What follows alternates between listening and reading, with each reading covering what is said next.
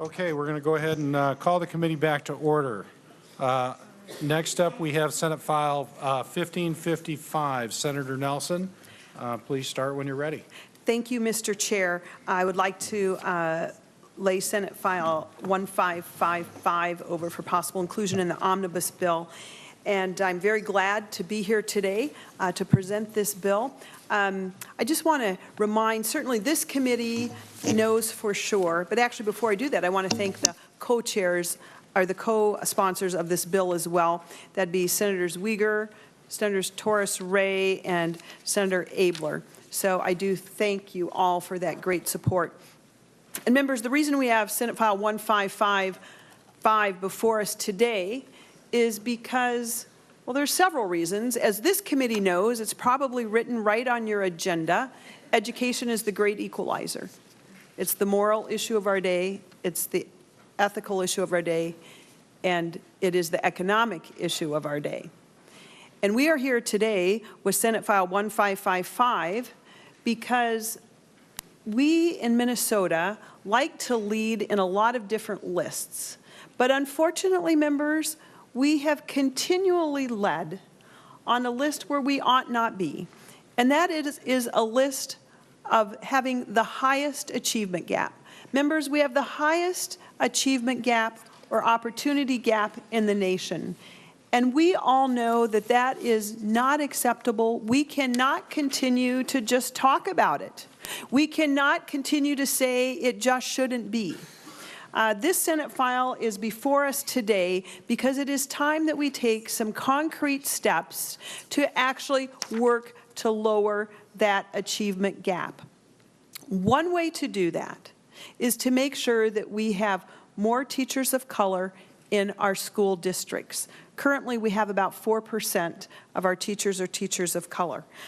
And so Senate File 155, I will tell you it does a few things, and then I'll actually let the testifiers talk about why this bill is so important. But for the committee, I just want you to know that Section 1 expands the alternative teacher professional pay system to include being able to pay bonuses and other added compensation to provide students with equitable access to highly effective teachers who have demonstrated skills at closing achievement gaps. And Section 2 involves teacher mentoring, induction, and retention programs. And it authorizes the district to use their staff development revenue, if they so choose, for special grant programs established by the legislature or another funding source to pay a stipend of up to $500 for a mentor. I recall as a young teacher that was always one of the challenges, was having mentors. And the school districts have a difficult time paying for those mentors. So that's an important piece as well. Section 3 deals with concurrent enrollment. Those of you who were in the Senate last year might recall that in the equity bill, one of the pieces we heard was to encourage high school students to take dual enrollment into education preparation courses. It was called Building the Pipeline of Teacher Diversity. And that was ultimately not funded as in the diversity bill or the equity bill last year. But again, it is a great opportunity to tap into existing concurrent enrollment resources, encouraging students of color to become teachers of color and giving them a leg up as they do that as part of the dual credits that are offered. That is Section 3 in the bill. And then Section 4 allows shortages loan forgiveness program to include teachers of color.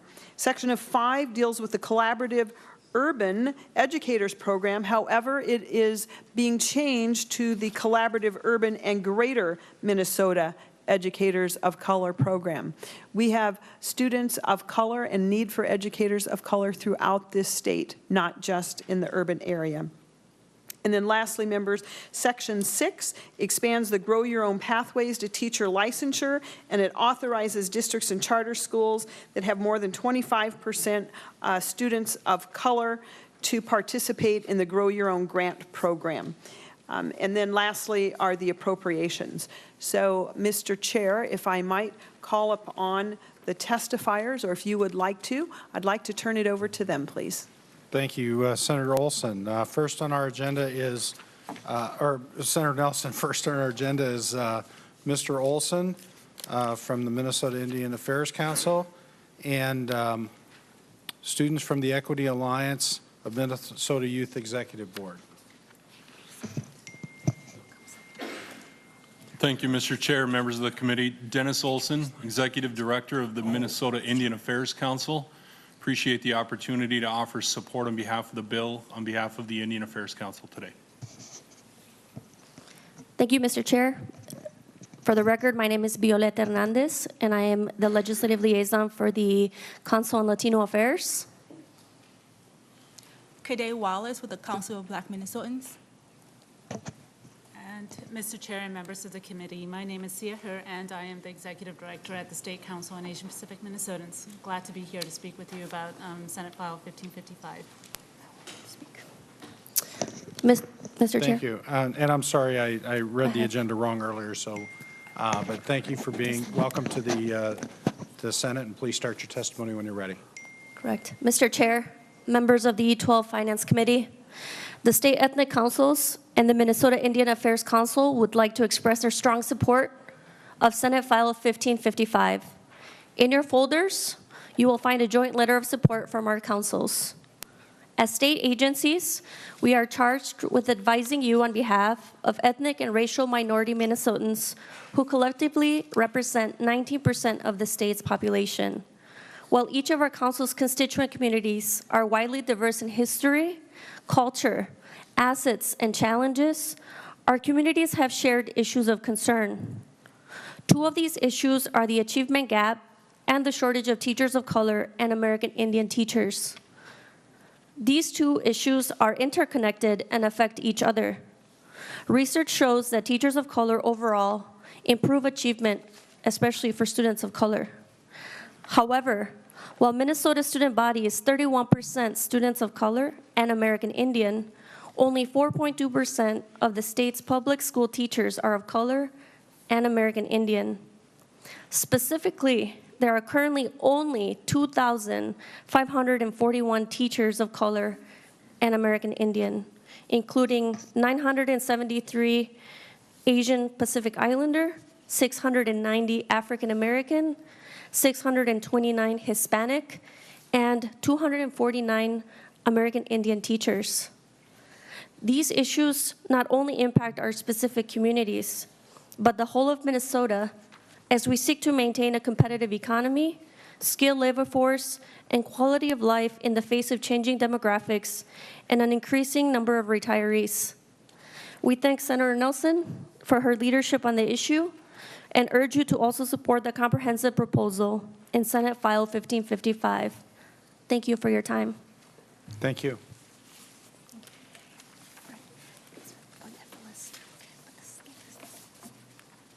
Mr. Chair? Yes, Senator I Nelson. believe next on your agenda is students from Equity Alliance of Minnesota Youth Executive Board.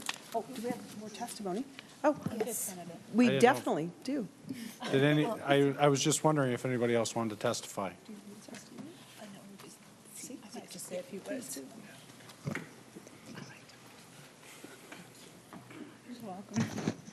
Mr. Chair and members of the committee, again, thank you for the opportunity to bring forward this bill.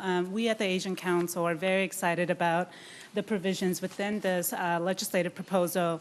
As you may have heard, whether it's in this committee or in other committees, when I have come forward before, the Asian American and Pacific Islander community is actually the fastest growing racial community here in the state as well as across the nation. And if any of you happen to have looked at the rotunda on February the 8th, we had API Day at the Capitol, and the overwhelming majority of the individuals that came to API Day at the Capitol were very, very young. They were actually our middle schoolers and our high schoolers, and we had well over 600 attendees. And the reason why they were here was because they wanted to articulate to you the realities for them on the ground. And one of the most consistent messages we heard from them was that if there could be more teachers of color, that they that these students feel that that would have a huge and positive impact on them. And so that was a message that was transmitted to legislators in their individual legislative visits, as well as it was a message that was shared with me repeatedly. And then right after API Day at the Capitol, we had a good number of incoming requests from the community for us to support this bill, which is why I'm here before you, which is why you will continue to see us in visits with you, as well as in letters that are submitted to you in strong support of Senate File 1555. We ask that you carefully consider it, and should you have any questions after this hearing, we encourage you to call upon us. Thank you. Thank you. So next we have students from Equity Alliance Minnesota Youth Executive Board.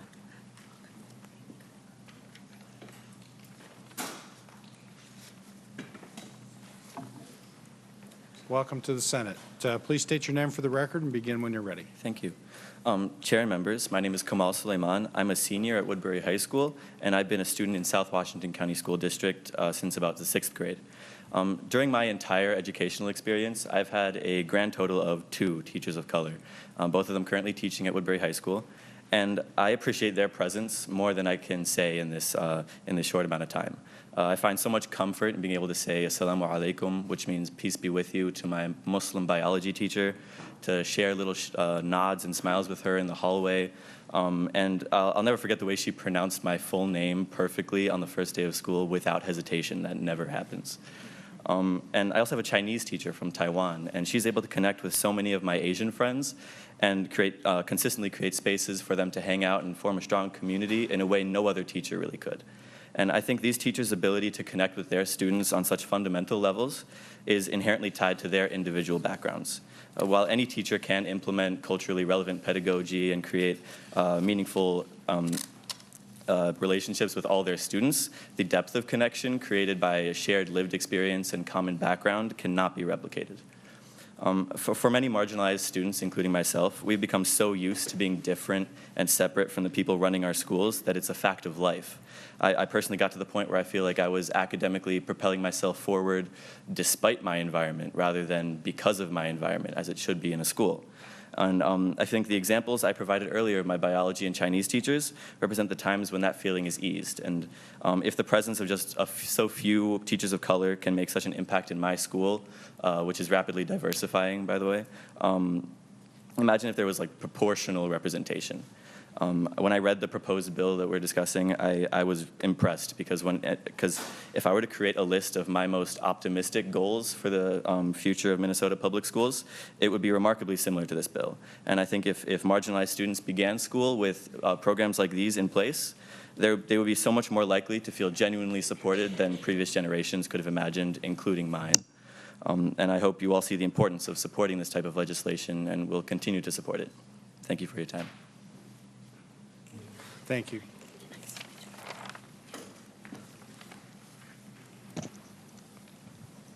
Okay, just for the record, I'm not a student. I'm here with the Teachers of Color Coalition.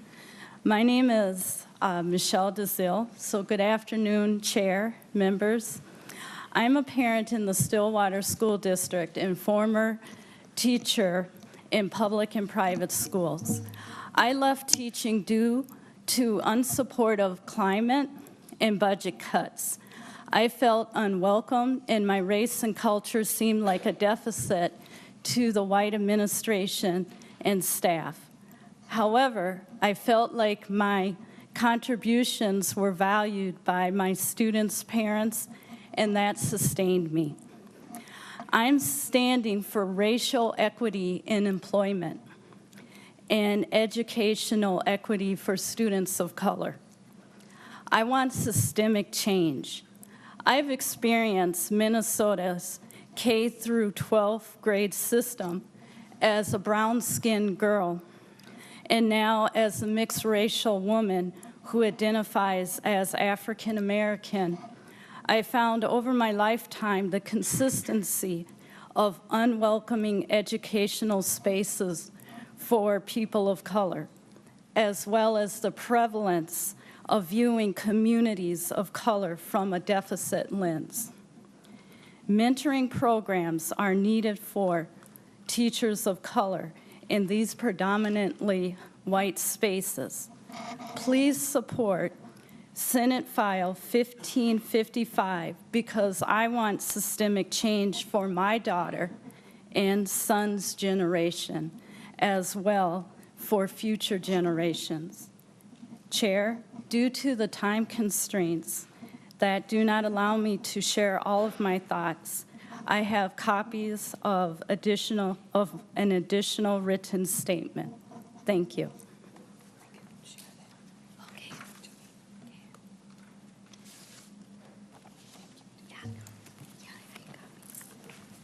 Thank you both. Next, we have Ms. Canny, Ms. Higueros, and Ms.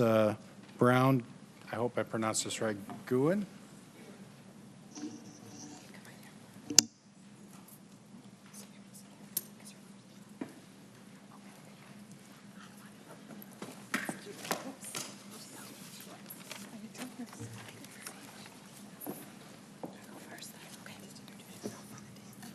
Thank you. Welcome to the committee. Please state your name for the record and begin when you're ready. My name is Maria Higueros Canny.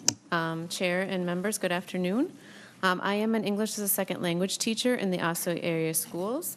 I wanted to quickly talk about mentoring. My first year out of college and teaching was the most challenging year that I've had so far as a teacher.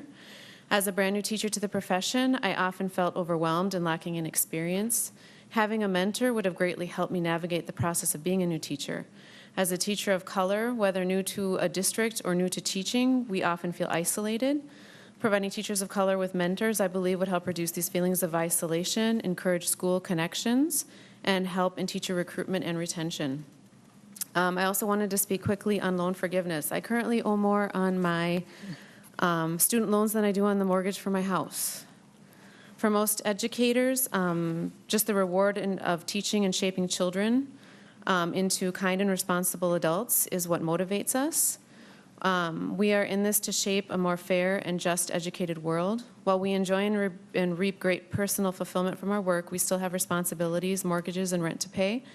And for many of us, we have crippling student loans. This bill includes loan forgiveness, which would help many teachers with their debt. Teaching is already a field that struggles to gain and retain teachers due to the heavy workloads and low pay. Loan forgiveness is another way to encourage those to become teachers and stay in the teaching field. Thank you very much.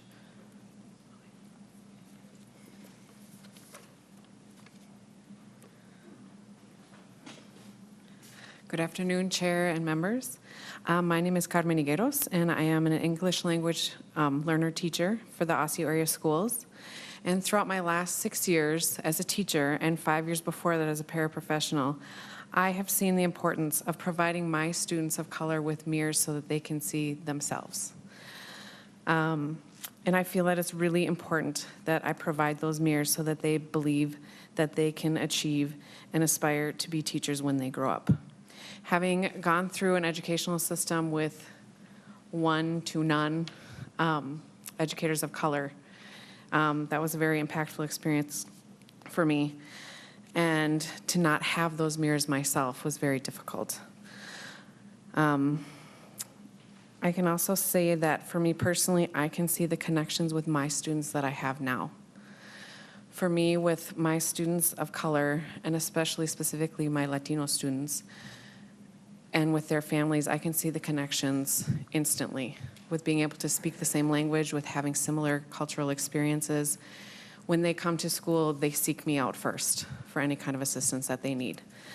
So I'm very proud and very grateful to be able to provide this for my families and for my students. I believe that the Grow Your Own programs would provide a much-needed bridge for many of our paraprofessionals, our cultural liaisons, and our secondary students. These programs would provide not only opportunity, but also the encouragement and support that many people need in order to take the steps to begin moving into the field of teaching. These people are our future in the educational system, and we need to support their interests and provide them with different opportunities to provide our students with the mirrors and support that they need and that they deserve.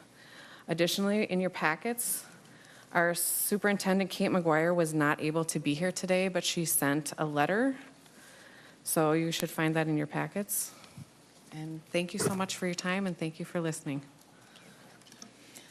Hello, my name is Natasha Brown-Ewan, and I've been teaching English at Anoka High School for about 7 years now, and I am one of 5 teachers of color in the entire building.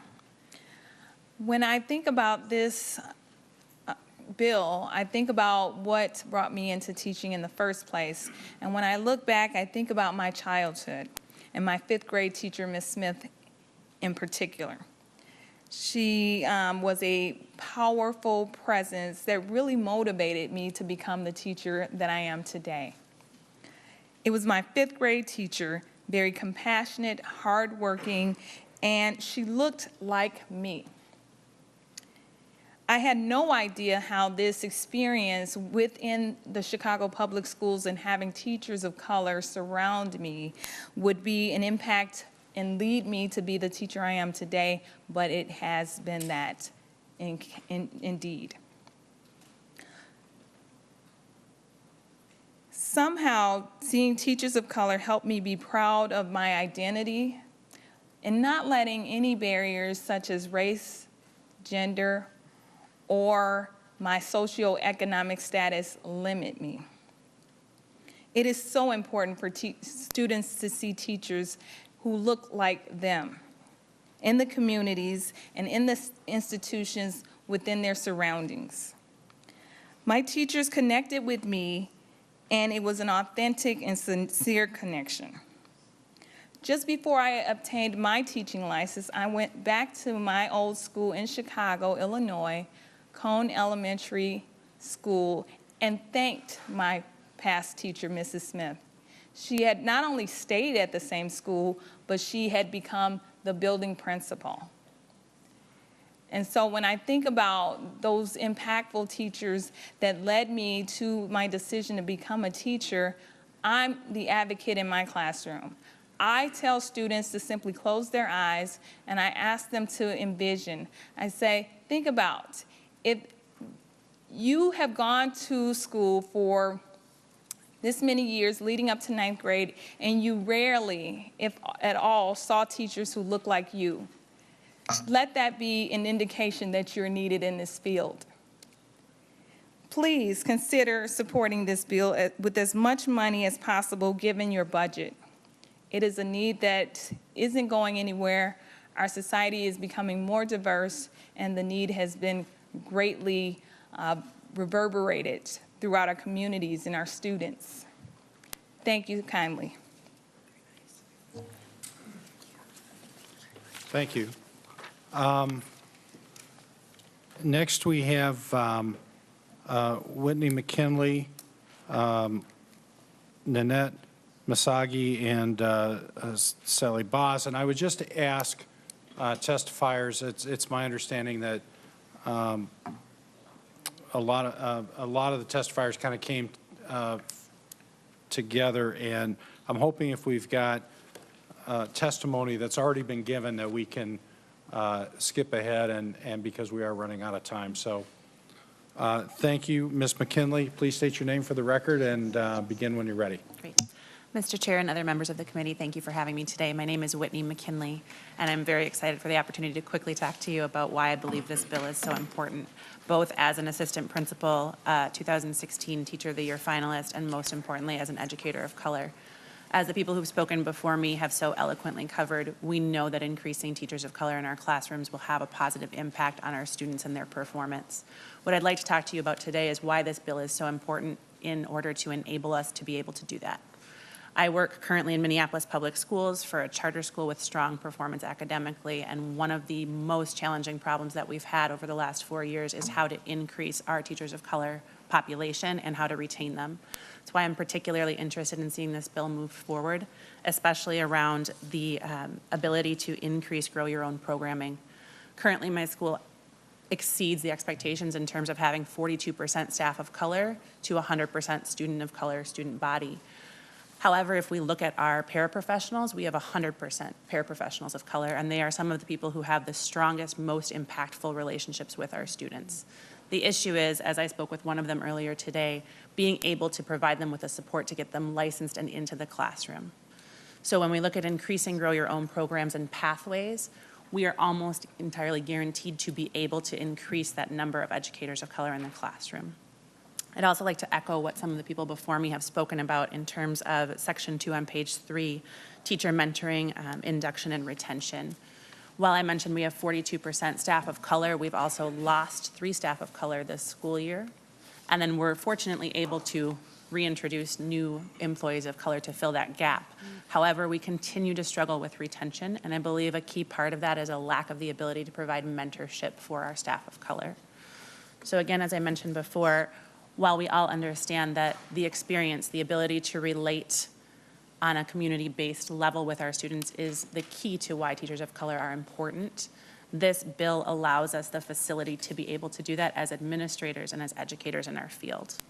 In addition to my testimony, my peers and fellow 2016 Teacher of the Year finalists, Maria Lay, Juanita Ortiz, and the 2016 Minnesota Teacher of the Year, Abdul Wright, couldn't be here today, but they've also submitted written statements provided in your packet. I hope that you will please take my testimony and their written statements in consideration for your review of this bill.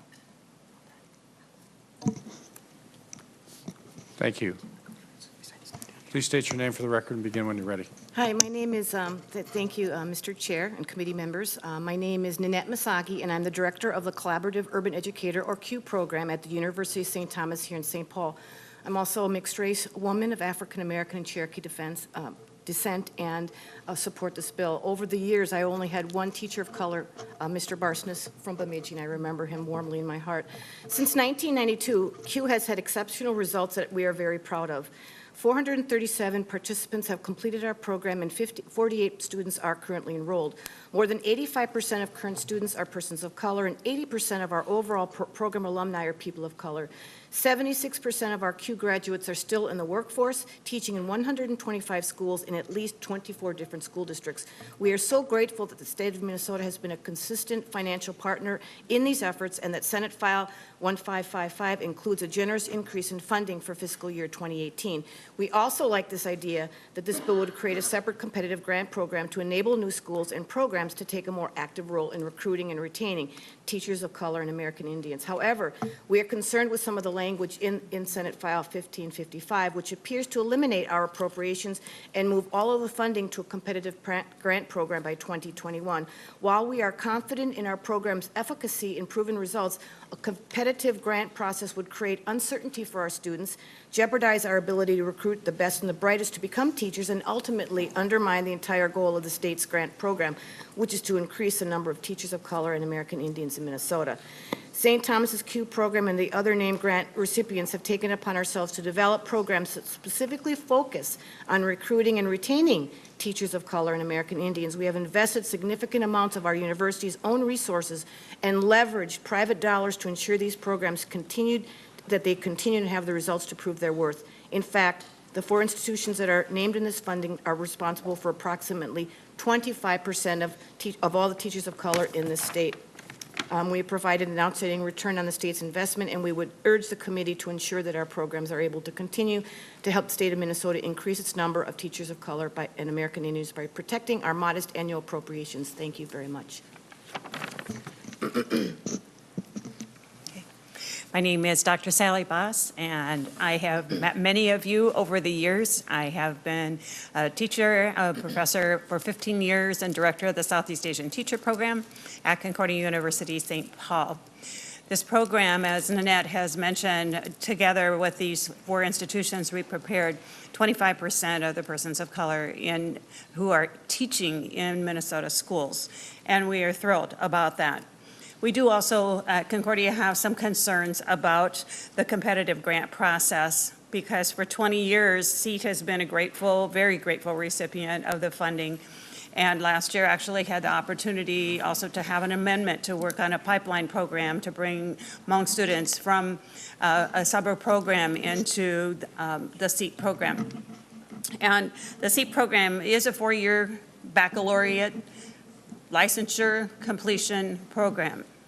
It takes time to build relationships with persons of color and to help support them as they go through their program to become teachers. And for the first couple of years, we have a Circle of Support program that supports them.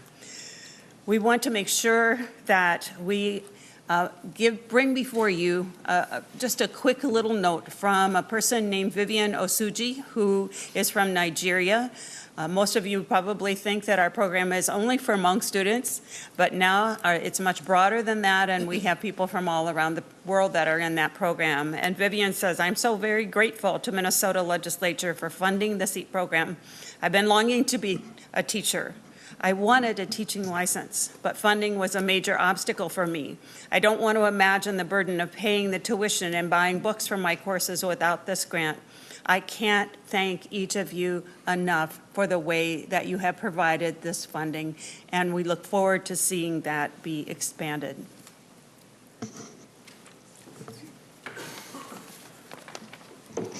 Thank you for allowing me to testify today. I'm Marcela Castejova, and I currently serve as the Dean of the College of Liberal Arts and the Hamline School of Education at Hamline University.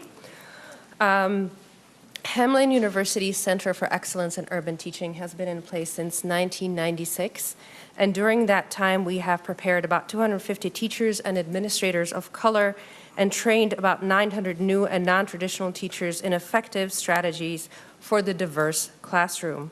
We take immense pride in providing support for teachers of color once they finish their licensure programs, and we provide mentoring for them in their first 2 to 3 years on the job. And so we absolutely echo everything that we've heard here in the room today, and we agree that that is the kind of work that continues to be done, and we have been very proud doing it as much as we can. We're also pioneering a new program that creates a partnership with local school districts to identify promising students of color to enter into a specialized university program to obtain their bachelor's and master's degree, including teacher licensure, and then if they choose to do so, to return to that district to assume teaching. Our students rely in part on funding that Hamline receives through the Collaborative Urban Educator State Grant Program. We thank Senator Nelson for including an increased appropriation for FY18. That is a wonderful idea. We do share some concerns about moving the grant dollars to a competitive process only. We're very proud of the collaboration that we've had with the institutions that are currently in the Q grant, and we're very happy and open to further collaborations with other institutions.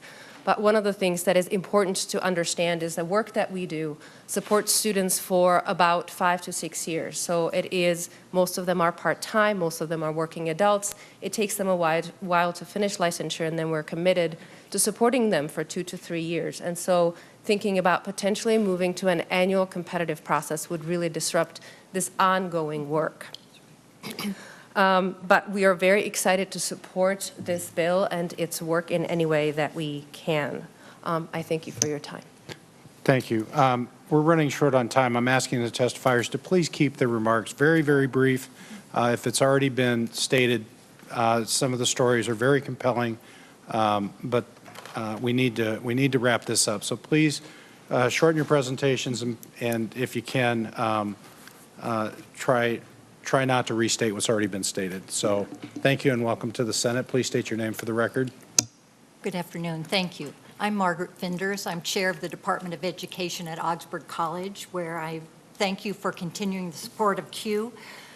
We have an East African program, students to teachers, and I'm very privileged to watch our East African students go. Ma'am, I'm sorry, you're not on our agenda and you're not a scheduled testifier. I just asked if we could. Yeah, I am. She is. Where is she? Oh, thank you. I'm sorry. I didn't see at the bottom. Thank you. Please continue. Okay, sorry. We support our East African students 100% with their tuition, testing, test material preparation. 71% of the Q funds that come to our department go directly to our East African students. Watching them grow from being effective beginning teachers, we've also had our East Africans present at MANEP. 4 are becoming state leaders, and 2 have presented at Harvard University on Somali issues. So we're very proud of that. With the additional funds, we are ready to move our program to the Rochester area. We recently hired a full-time teacher educator for Rochester who has expertise in ESL, so we're very committed to using the funds to support that. In addition to the tuition, We have used additional grant money from other areas to provide testing. We do a language summer institute to help the students prepare for their basic skills tests.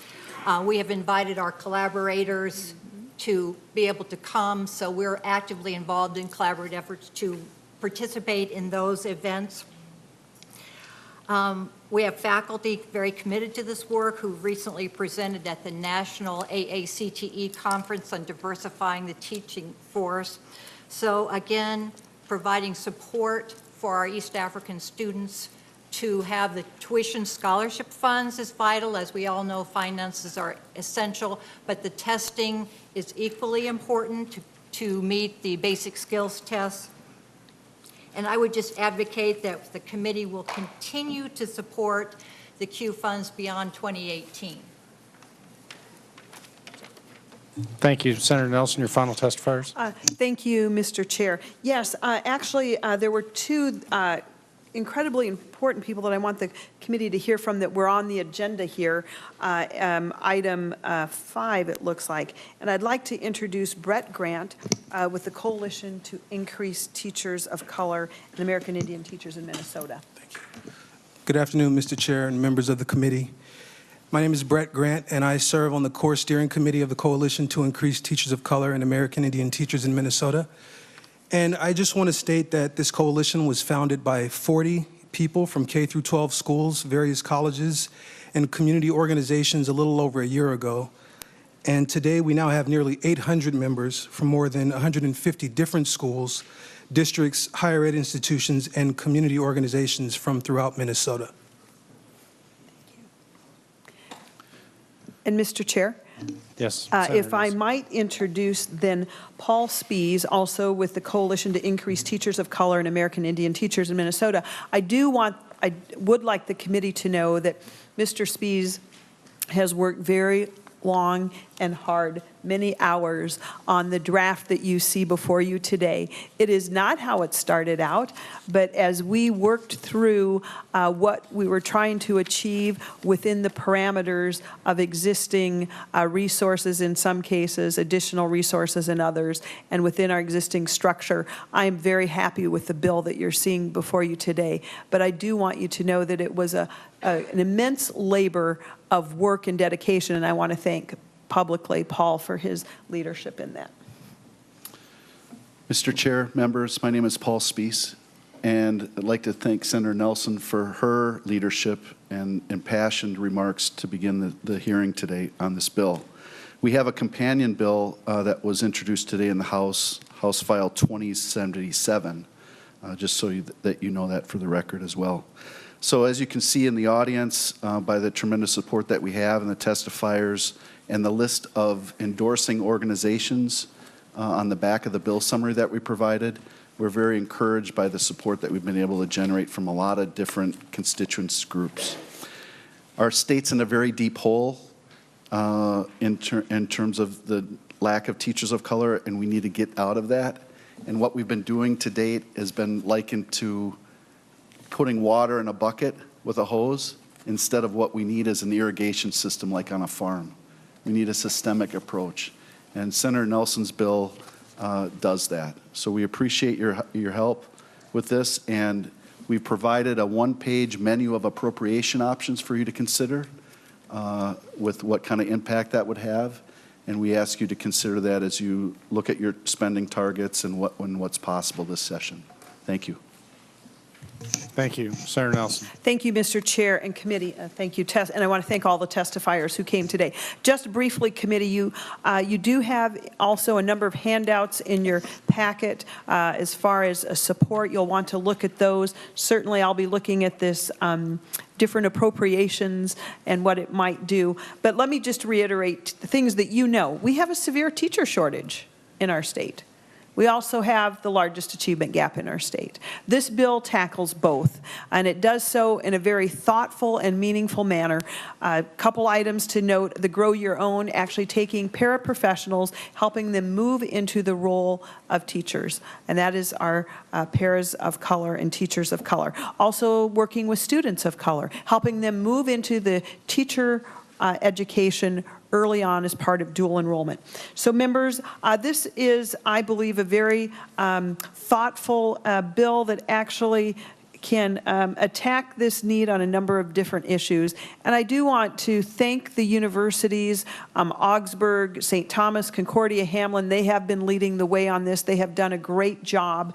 I am confident that they will continue to compete well in a competitive grant process. They've been doing a great job all along.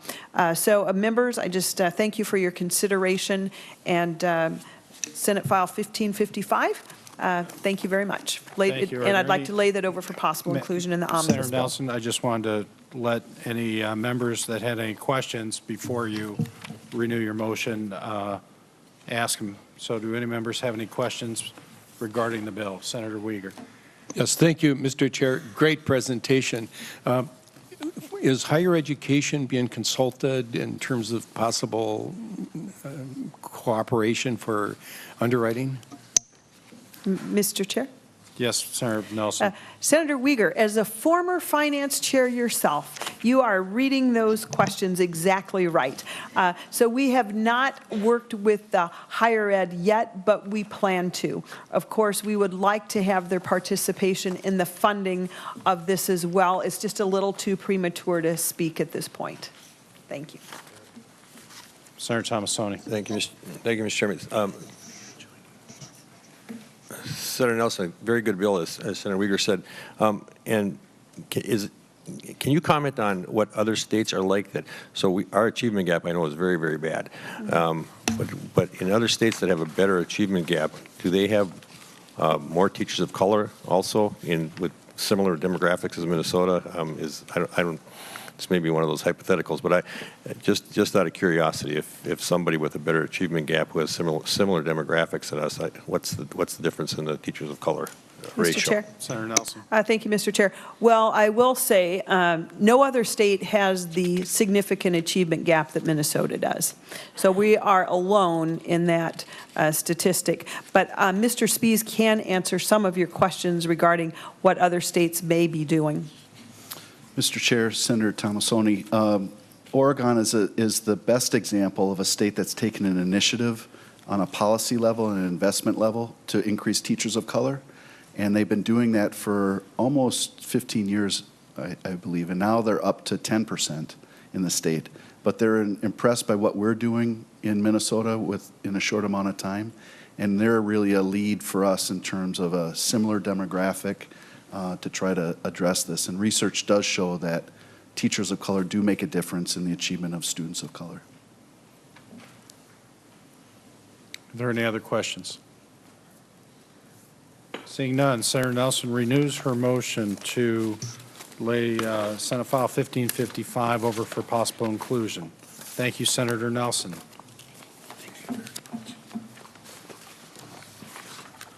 Next, we have Senate File 1558, Senator Nelson.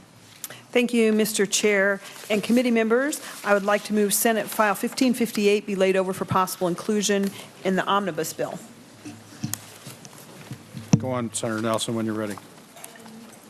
Mr. Chair? Yeah, when you're ready. Thank you very much. Members, this is a short little bill that actually, I think I have some testifiers that are going to join us here. This bill provides funding for in updates calculating non-public pupil aid, and it talks about textbooks, obviously, including online books, which of course is where we are today. So much of our curriculum is online. Section 2 talks about software or other educational technology for that non-public pupil aid. Section 3 provides services which for specific guidance and counseling services. And Section 4 has the guidance and counseling services allotment, and Section 5 then is the computation of the maximum allotments. With that, Mr. Chair and committee, I would like to introduce Teresa Matich, principal of St. Joseph Catholic School in Grand Rapids. Thank you. Please state your name for the record and begin when you're ready. Mr. Chair, members of the committee, my name is Teresa Matich. I'm the principal of St. Joseph's Catholic School in Grand Rapids.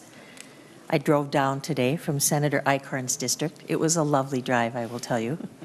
My district also is a neighboring district to Senator Tomassoni's. I'm from Hibbing originally. Mr. So Chair? Mr. Chair? Yes, I Senator Tomassoni. I do recognize your name, and part of my district is in Grand Rapids also. I have the Big Fork part. That's right, it Yes. is.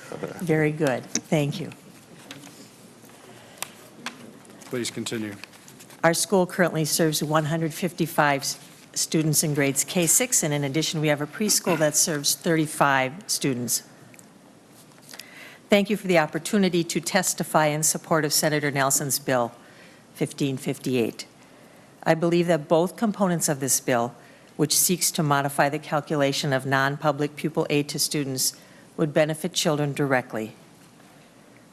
Most of our students in non-public schools in rural Minnesota eventually move into the public school systems in our community. Any support our students receive is beneficial to the public school system into which they move. Money spent in early, that is, elementary years of education to support students, helps the education system as a whole in our communities. I want to speak about the counseling services part of the bill. When I was contacted by our diocesan superintendent to speak on the topic of elementary school funding for our students, I said yes. I hung up the phone and went into the main office to speak with my secretary. That conversation never took place. That was because I heard yelling in the hallway. I went out to find a student who was slamming his backpack on the ground and yelling. We were able to de-escalate the situation and bring the child into the office, and before the day was over, the child was able to return to class. Over the years this child has been at our school, classroom teachers, school nurse, and I have created behavior contracts, held numerous conferences with the parents, and communicated with them weekly, sometimes daily. Why would we continue to do this in a private setting? Why not just ask the family to leave? We are a private school. This child is what we call a legacy student. The grandparent attended the school, the parent attended the school, and now the child attends the school, although after this year, the child will move to the public school where there is support and expertise beyond what we can provide at our site. This family values the education for both its religious and academic power at our school. We regret that the child cannot continue for the next couple of years to be a student at our school. In essence, a choice has been taken from this family in their child's education. While we love these children, and we certainly don't mind the effort we put into supporting their education, we would be so grateful to have the consistent support in place for these children who need it. It takes our time and our energy from those other students, and I'm not sure that we have the expertise and the time to dedicate to this student.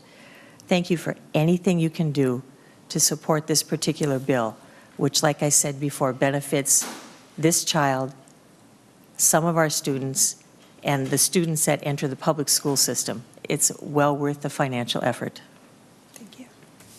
Thank you. Mr. Gregg, please state your name for the record and begin when you're ready. Good afternoon.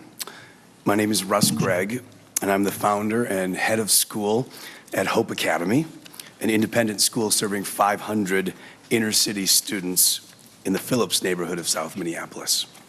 75% of our students are from high-poverty homes. Each morning, I stand in the hallway at Hope Academy, and I greet every student by name, and I shake his or her hand. And as I do so, I try to look into their eye, and many more times than I wish, I can see that they're suffering from some kind of trauma in their life. Trauma unlike anything that I've ever heard of before. Standing right next to me, shaking student hands, is Mr. Daryl Gillespie, our school counselor, an African American who's also the most popular person in our building. Our students flock to Mr. Gillespie because they know they're going to get real help to make it through the day. Each morning, his office has a line of students waiting to see him that looks like the stream of planes stacking up in the distance to land at the airport. Many of our students are like sheep without a shepherd. They're harassed and hungry and wounded, and Mr. Gillespie skillfully serves them with what we call shepherding conversations. Here's the thing to realize about children and trauma. Children cannot check their hearts at the door of the school each morning. Instead, they always bring their hearts with them into the classroom. And if we're honest about it, so do the adults, but children in particular cannot check their hearts at the door. Teachers see the effect of trauma on a child's ability to learn. Trauma makes children feel worried throughout the day. They're unable to pay attention for very long. They're easily distracted. They feel unsafe, insecure, and they lash out easily at others. They lack the emotional safety needed to process what's happening to them, and they don't have the life skills to begin to problem solve and cope with the pain. I asked Mr. Gillespie to give me some examples of the kinds of things our students are dealing with. He said Corday, a first grader whose father's in prison, saw his mom shot in the home by gang members who were angry at Corday's dad. Angie, a fifth grader, has been sexually abused by her uncle. After telling Mr. Gillespie, we were able to get the police involved to arrest her uncle. Angie's upset and afraid that by telling us her uncle will go to prison. Another second grader told Mr. Gillespie that he was being whipped by his stepfather. Seeing the bruises, we were able to involve child protection. But better yet, Daryl met with the parents who told him that whipping was the way they were disciplined. Daryl taught the parents how to effectively discipline without hitting their children and how to set limits for their children with only using their words. Another second grade student spoke about hiding in the closet with her kindergarten brother while she saw her mother being beaten by a boyfriend. Jamari's mother is a drug addict and his dad is in jail, and so he's living with his grandmother. He's having trouble concentrating in class because his dad is going to be released from prison next week. So you can see, our students could use 2 or 3 Mr. Gillespies to have shepherding conversations with. Waiting until high school to help our students deal with the trauma in their lives is too late. I believe that providing funding to provide social and emotional counseling for younger children will go a long way towards helping to close the achievement gap in our inner city. Thank you. Thank you. Senator Nelson. Thank you. I'm sorry, before we go to that, any questions by members for the testifiers? Okay, seeing none. Senator Nelson. Thank you, Mr. Chair and committee. And just to reiterate what this bill does, it allows non-public pupil aid to be really updated. It's kind of clarifying the language for really how we teach today, so that includes online textbooks. It also, I forgot to mention earlier, includes course registration fees for advanced placement courses that are delivered online. And then we talked about that it allows counselors at the elementary level. It currently does at the secondary level. So with that, Mr. Chair, I'd like to renew my motion that Senate File 1558 be laid over for possible inclusion in the omnibus bill. Okay, Senate File 1558 will be laid over for possible inclusion. Thank you. Next, Senator Nelson, we have Senate File 1207.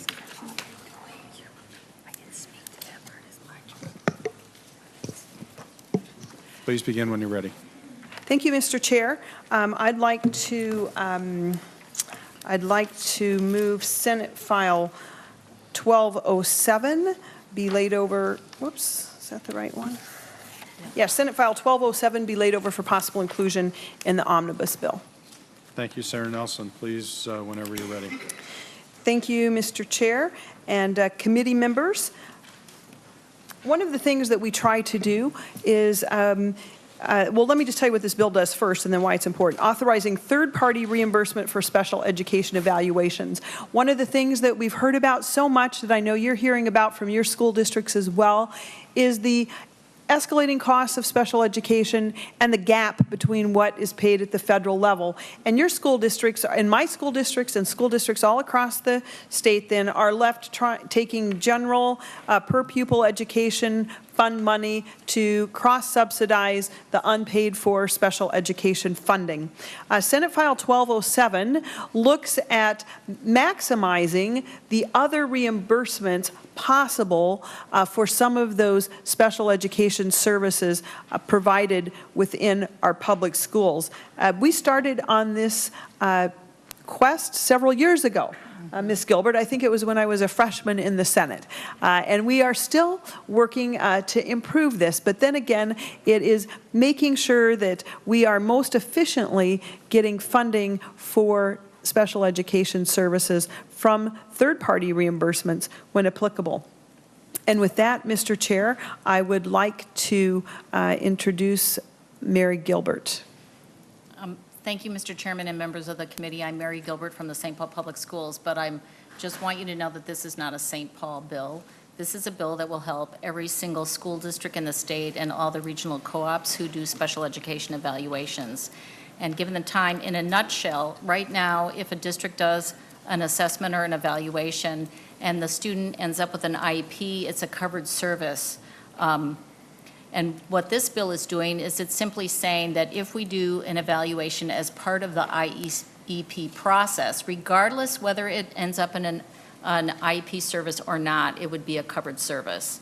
As we were working with the Department of Human Services over the last year over another area which we hope to come back to the committee with to maximize our mental health reimbursement for all the mental health related services that schools are doing, we discovered that not all assessments were being covered, and when we talked to other states and other advocacy organizations nationally who work with us, CMS, we found out that many states were already getting reimbursement for these services. It could be a nursing service, it could be a speech evaluation, it could be a hearing evaluation. When schools provide these evaluations, our parents are taking these evaluations to Children's Hospital to get services for their kids. So they're exactly the same evaluation that is being paid for in the private sector.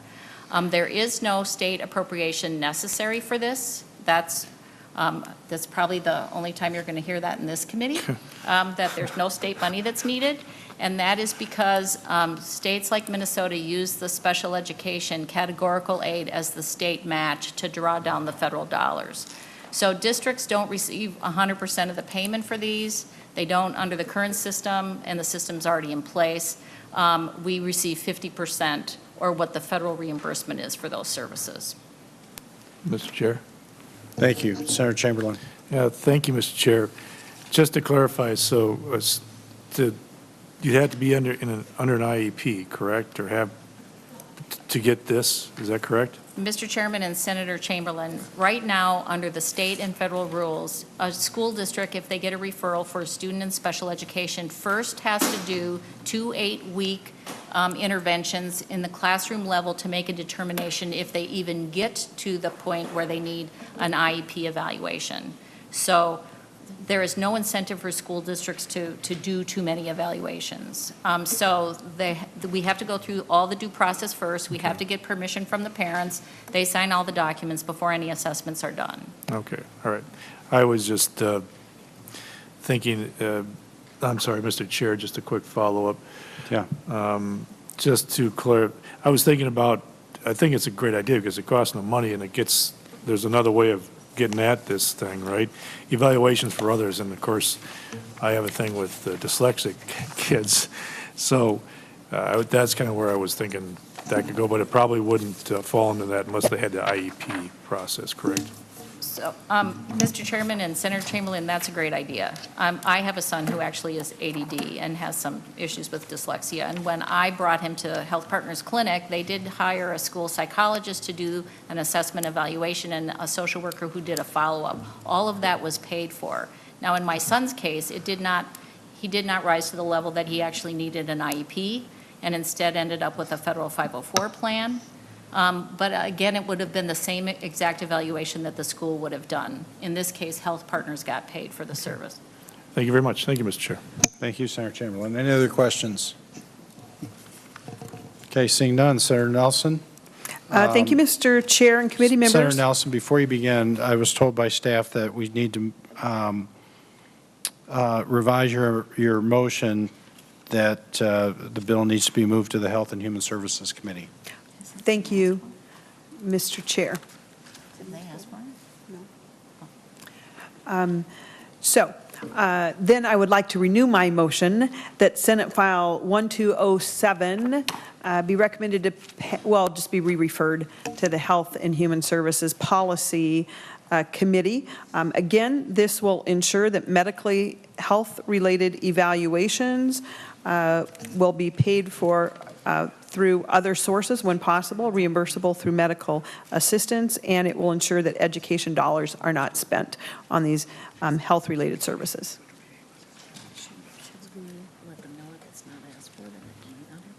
So, Mr. Chair? Yeah. I just want to check, was this asked for in Health and Human Services Policy? Because it really doesn't need to go there unless the chair has requested to see it.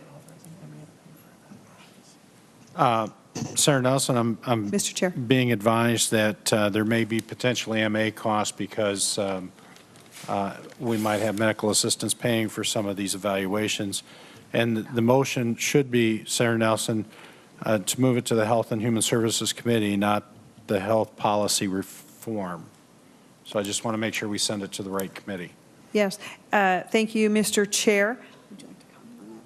Could I ask Ms. Gilbert to comment on that Sure. piece, please? Thank you, Mr. Chair.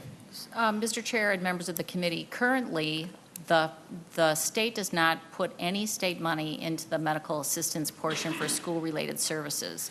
The staff at the Department of Human Services is actually funded out of the federal money that is drawn down for these health-related services. So while there is some cost, it is being paid for out of the federal money.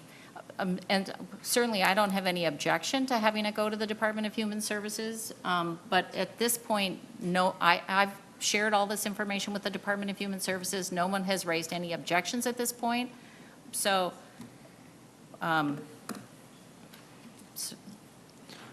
Well, I would suggest then that we,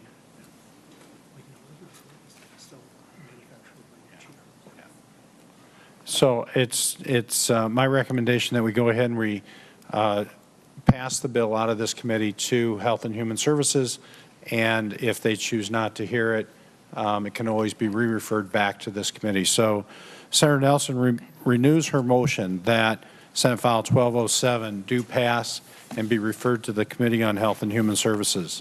All those in favor signify by saying aye. Aye. Opposed? That motion carries. Members, we are adjourned.